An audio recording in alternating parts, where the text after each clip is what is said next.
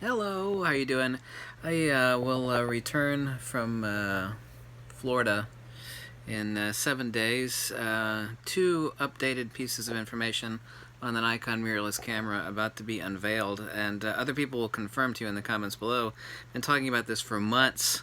The adapter required for using hundreds of existing Nikon lenses will be free when you purchase the camera. I've been saying that for months now.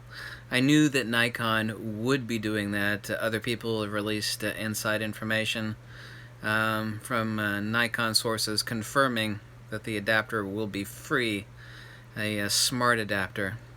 Basically, of course, adapting all G series. I don't know about D series screw drive lenses. That's probably unlikely, but certainly possible.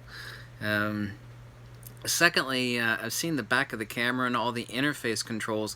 All current information on the Z6 and Z7 Nikon mirrorless cameras are extremely indicative, almost certainly to be the case, that it is not a I hate to use the word pro grade because then people want to debate pro grade, and that doesn't really mean anything.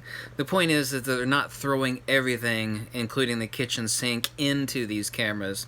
In other words, it's not a Nikon D4S or Nikon D5 level of where we're gonna throw everything into the camera. In other words, a Nikon D810 level or Nikon D750 level of camera, and that actually makes sense. I mean, of course, with the adapter, you'll have use of nearly all current Nikkor lenses, and the adapter will be free, but everything I could see on the interface of the camera and specifications, it will not be a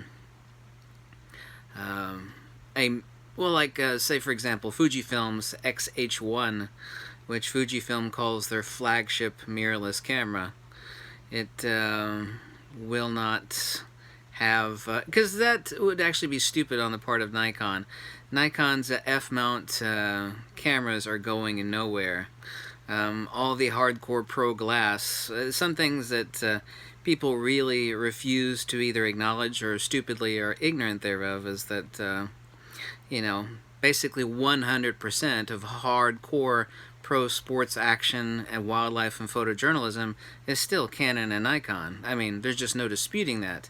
You know, Sony released information a week ago saying that they're the #1 full-frame mirrorless camera.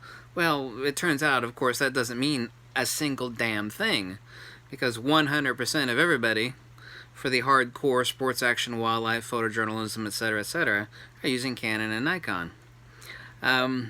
So everything I could gather leads the inevitable conclusion that it's, you know, like a D800, D750 level of this is how much we're going to slam into the camera as far as, you know, extremely advanced features. So it's not meant to be a Nikon, which I hate the Nikon D5, I always have, but it's not meant to be a killer of the Nikon D850. It's not meant to be a killer, you know, driving a stake in the heart of the D5 or D6 series or a Nikon D850. And that, of course, is extremely logical from the perspective of Nikon. However, it's likely to be disappointing on the, and I know most people are thinking, well, Nikon is going to throw everything, including the kitchen sink, into these new mirrorless cameras, but all indications are that that is not the case.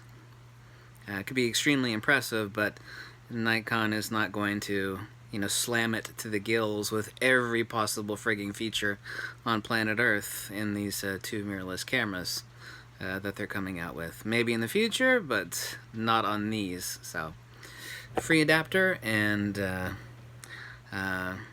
a level 7 out of 10 as far as pro camera. That doesn't make any difference between whether it be mirrorless or DSLR. But so there we go. Obviously just a few days away. I'm keeping on top of everything, even while I'm on vacation, and I'll be back in 6 days. Face is sunburned. I've been out shooting all day today and yesterday, having a lot of fun. And catch you later. Bye.